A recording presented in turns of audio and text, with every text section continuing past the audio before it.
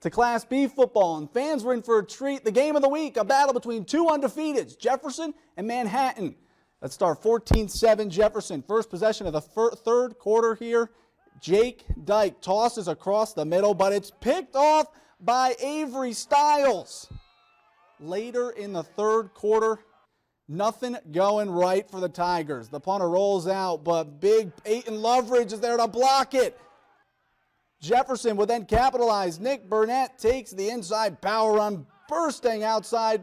No one's going to catch him. He takes it all the way to the house. Jefferson dominating more. Nick Burnett, he finds a little seam in traffic. Up the middle, bounces to the outside, gets the edge, and he's in for the touchdown. Jefferson, a huge second half tonight. They go on to win 39-7.